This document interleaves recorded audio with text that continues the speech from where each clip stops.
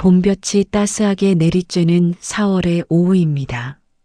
서울 외곽 잘 손질된 정원이 딸린 2층 단독주택. 담장 너머로 목련이 하얗게 피어 있고 마당 한켠에 심어둔 매화나무에는 연분홍 꽃잎이 살랑이고 있습니다. 누가 보더라도 평화롭고 넉넉한 집입니다. 이 집의 주인은 74세 윤정순 여사입니다. 30년 전 남편 없이 홀로 두 아들을 키우면서 작은 건축자재, 창고 하나에서 시작해 지금은 제법 이름난 자산가가 된 분이지요. 허리 한번 굽힌 적 없이 살아온 분입니다. 그 눈빛만 봐도 알 수 있었습니다. 날카롭고 단단하고 깊었습니다. 그런 정순 여사가 요즘 들어 부쩍 이상해졌습니다. 시작은 아주 사소한 것이었습니다. 냉장고 문을 열었는데 뭘 꺼내려 했는지 기억이 나지 않는다든가, 분명히 오전에 전화를 걸었는데 누구한테 했는지 떠오르지 않는다든가. 처음엔 웃어넘겼습니다. 나이가 들면 다 그런 거지 하고요. 그런데 날이 갈수록 증상이 짙어졌습니다. 손이 가늘게 떨리고 밥맛이 사라졌습니다. 낮에도 어지럼증이 와서 벽을 짚을 때가 생겼고 저녁이면 머릿속이 안개라도 낀 것처럼 무거웠습니다. 그날 오후 정순 여사는 작은 아들 재현이에게 전화를 하려다 그만 번호를 잊어버렸습니다. 수십 년을 외워온 번호였는데 핸드폰을 손에 쥔 채 한참을 멍하니 서 있었습니다. 그 순간 정순 여사는 처음으로 두려움을 느꼈습니다. 혹시 치매인가? 가슴이 철렁 내려앉는 기분이었습니다. 그 누구보다 독립적으로 살아온 분이었습니다. 남한테 손 한 번 벌린 적 없고 어떤 어려움도 스스로 헤쳐온 분이었습니다. 그런데 내 몸이, 내 머리가 내 말을 듣지 않는다는 사실이 이루 말할 수 없이 무서웠습니다. 냉장고 앞에서 멍하니 서 있는 정순 여사. 그 모습을 복도에서 조용히 지켜보는 눈이 있었습니다. 큰 며느리 박선아였습니다. 선아는 말없이 스마트폰을 꺼내더니 짧은 메모를 남겼습니다. 무슨 내용을 적었는지는 알 수 없었습니다. 다만 그 순간 선아의 입꼬리가 아주 살짝 올라갔습니다. 그 미소가 어딘가 차가웠지만 정순 여사는 등을 돌리고 있었기 때문에 보지 못했습니다. 사흘 뒤 박선아가 큼직한 가방을 들고 집 안으로 들어섰습니다.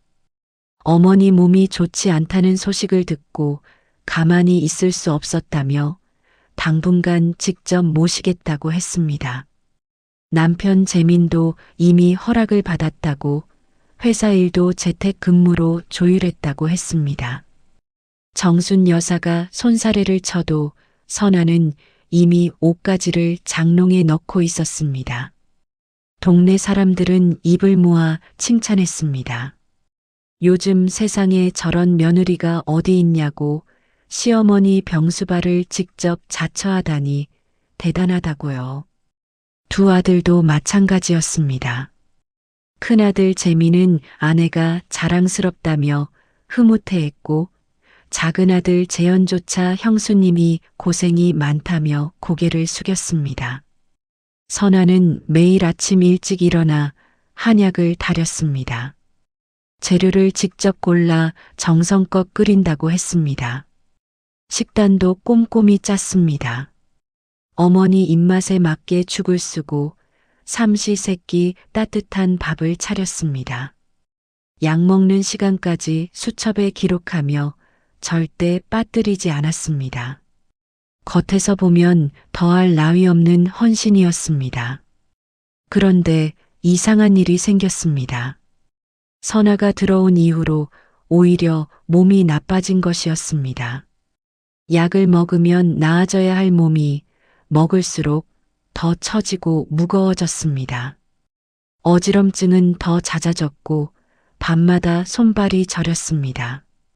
생각이 흐려지는 시간도 길어졌습니다. 낮잠을 자도 개운하지 않았고 눈을 떠도 세상이 뿌옇게 보이는 날이 늘었습니다. 정순 여사는 아무 말 없이 그 변화를 몸으로 느꼈습니다. 약을 먹은 날과 안 먹은 날을 비교했습니다. 결과는 분명했습니다. 한약을 마신 날일수록 몸이 더 가라앉았습니다. 하지만 설마 하는 마음이 컸습니다. 며느리가 정성껏 끓여준 약이 몸에 해롭다는 생각은 차마 쉽게 할 수 없는 것이었으니까요. 무언가 이상하다. 하지만 아직은 확신이 없었습니다. 그날 밤 정순 여사는 좀처럼 잠이 오지 않았습니다. 이불 속에서 뒤척이다 문득 한 가지가 마음에 걸렸습니다. 오늘 저녁에 선아가 건네준 한약 냄새가 이상했습니다. 평소보다 더 쓴 것 같기도 하고 낯선 무언가가 희미하게 섞인 것 같기도 했습니다. 별것 아닐 수도 있었습니다. 그런데 자꾸 신경이 쓰였습니다. 새벽 2시 정순 여사는 결국 이불을 걷고 조심스럽게 일어났습니다. 발소리가 나지 않도록 천천히 부엌으로 향했습니다. 선아가 잠든 방 앞을 지나쳤습니다. 아무 소리도 들리지 않았습니다. 부엌 불을 켜지 않았습니다. 창문으로 들어오는 가로등 불빛에 의지에 싱크대 앞에 섰습니다. 한약 재료들이 담긴 봉투를 하나하나 열어 냄새를 맡아봤습니다. 그냥 익숙한 한약 냄새였습니다. 그런데 선반 안쪽 구석 양념통 뒤에 뭔가 있었습니다. 손을 뻗었습니다. 손끝에 닿은 것은 차갑고 매끄러운 유리였습니다. 꺼내보니 작은 갈색 유리병이었습니다. 라벨도 없고 아무 표시도 없었습니다. 일반 양념통들 사이에 끼워 넣은 것이 분명했습니다. 정순 여사는 병 뚜껑을 살며시 열어 코에 가져다 댔습니다. 그 순간 심장이 쿵 내려앉았습니다. 희미하지만 분명한 냄새. 오늘 저녁 한약에서 맡았던 그 낯선 냄새와 똑같았습니다. 손이 떨렸습니다.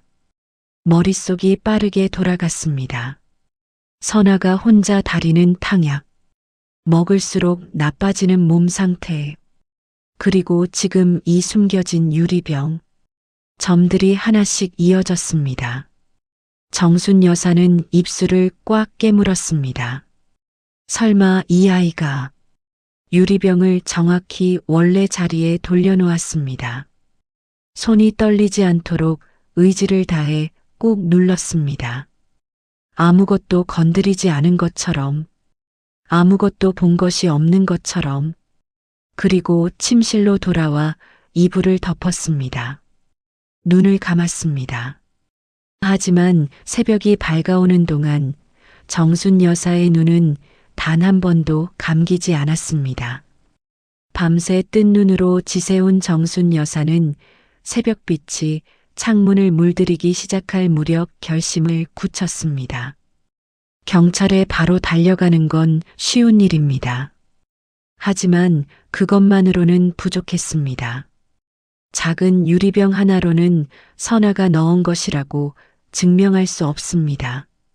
선아는 영리한 여자였습니다. 빠져나갈 구멍을 반드시 마련해 두고 있을 것이었습니다. 확실한 증거가 필요했습니다. 그리고 선아가 재산을 노리고 있다면 혼자가 아닐 수도 있었습니다. 정순 여사는 아침 일찍 오랜 친구 이혜란에게 전화를 걸었습니다. 선아에게 들리지 않도록 정원에 나가 낮은 목소리로 모든 것을 털어놓았습니다. 혜란은 처음엔 당장 신고하자고 목소리를 높였습니다. 하지만 정순 여사의 계획을 듣고는 잠시 침묵했다가 이내 고개를 끄덕였습니다. 그날부터 윤정순 여사의 연기가 시작됐습니다. 손자 이름을 틀리게 부르고 밥을 먹고 나서 또 밥을 달라고 하고 분명히 앉아 있다가 갑자기 어디 가려고 했는지 모르겠다며 멍하니 서 있었습니다. 화장실을 다녀오다가 자기 방을 못 찾는 척도 했습니다. 치매 증상을 최대한 자연스럽게 흉내냈습니다. 선아는 처음에 당황하는 기색을 보였습니다. 그런데 시간이 지날수록 표정이 달라졌습니다. 걱정보다는 안도에 가까운 표정, 예상보다 빠르게 진행되고 있다는 듯한 눈빛이었습니다. 정순 여사는 그 눈빛을 하나하나 기억 속에 새겨 넣었습니다. 감정은 나중에 느끼기로 했습니다. 지금은 이 판을 끝까지 지켜봐야 했습니다. 이해라는 매주 두세 번씩 병문안을 핑계로 집을 드나들었습니다. 가방 안에는 작은 소형 녹음기가 있었습니다. 정순 여사는 연기를 했고 이해라는 눈과 귀가 되었습니다. 두 노인은 수십 년 우정을 무기 삼아 조용히 그러나 단단하게 작전을 이어갔습니다. 연기를 시작한 지 열흘쯤 지났을 무렵이었습니다. 정순 여사가 오후 낮잠을 자는 척 누워 있는데 복도에서 선아의 목소리가 들려왔습니다. 낮고 조심스러운 목소리. 분명히 전화를 하고 있었습니다. 정순 여사는 숨을 죽이고 귀를 기울였습니다. 그날 마침 이해란이 와 있었고 혜란도 눈치를 채고 조용히 녹음기 버튼을 눌렀습니다. 선아의 말이 들렸습니다. 이 상태면 여름 안으로 판단 능력 없다는 진단이 나올 것 같다고 그때 위임장과 인감 처리를 하면 된다고 했습니다.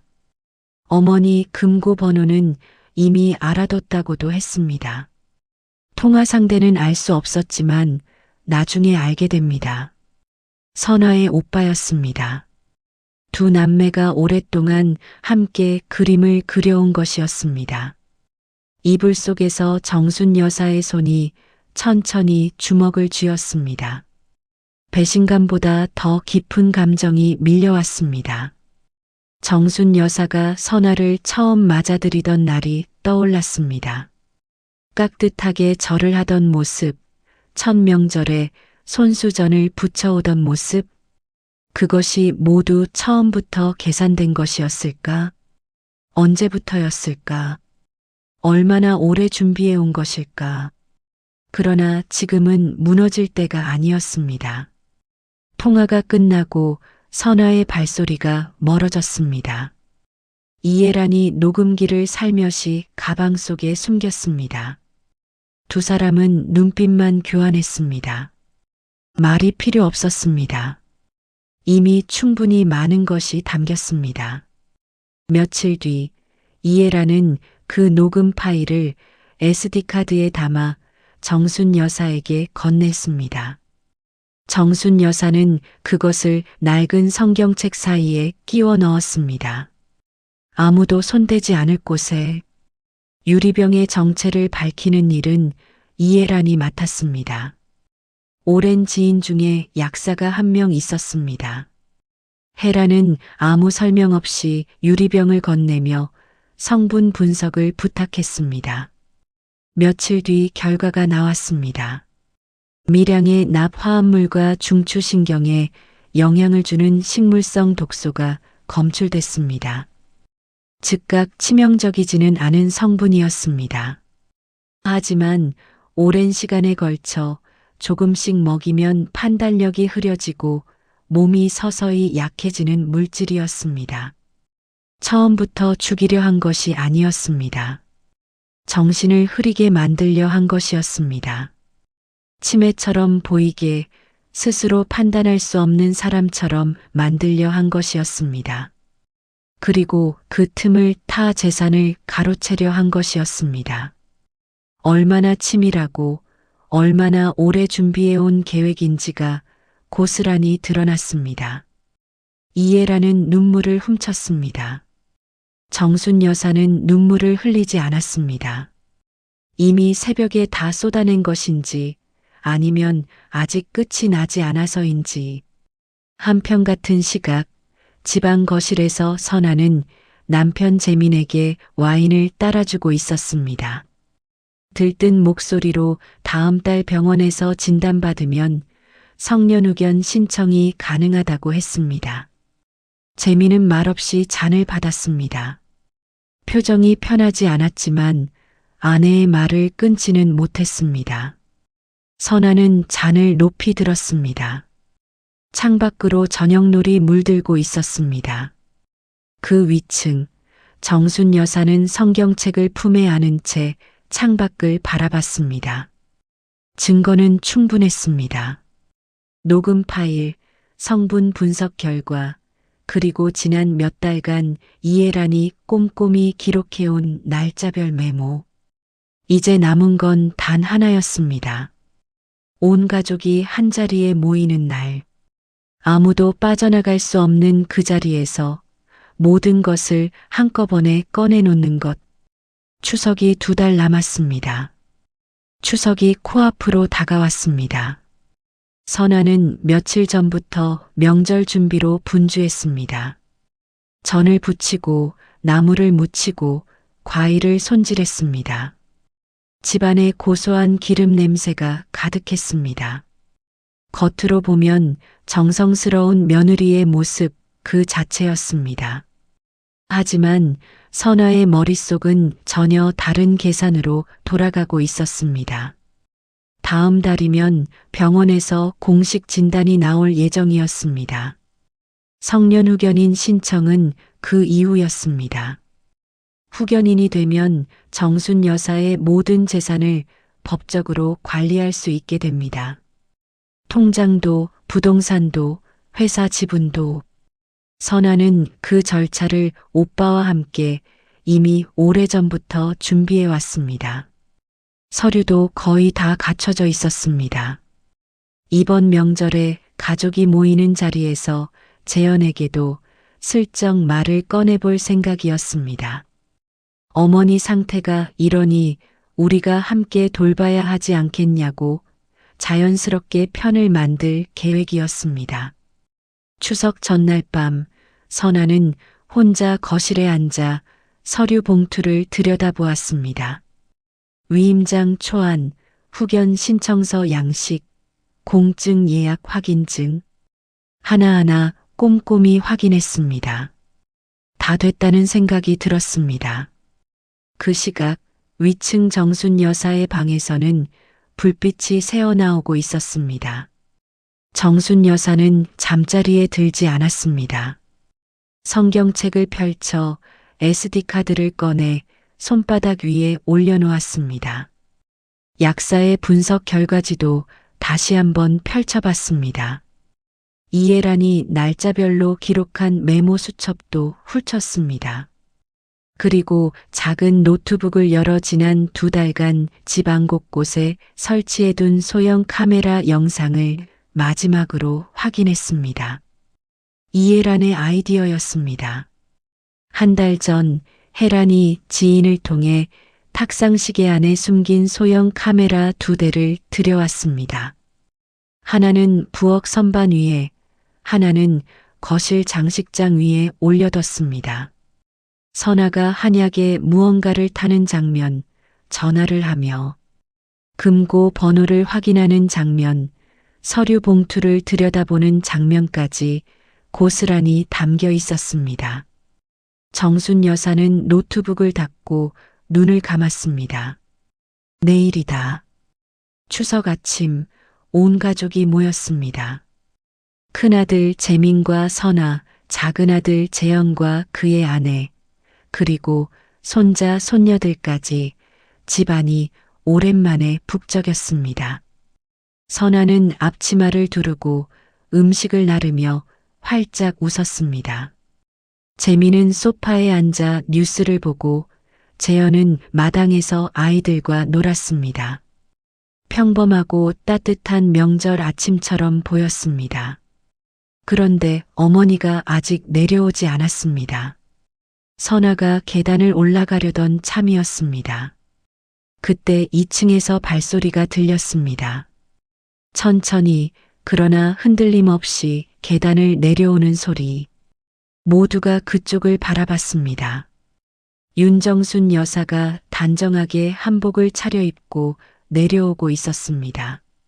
머리는 곱게 빗어넘겼고 눈빛은 맑고 또렷했습니다. 며칠 전까지 멍하니 벽만 보던 사람과는 완전히 달랐습니다. 걸음도 흔들리지 않았습니다. 재현이 먼저 다가갔습니다. 어머니, 오늘 많이 좋아 보이세요. 정순 여사는 아들의 손을 한번 꼭 잡았습니다.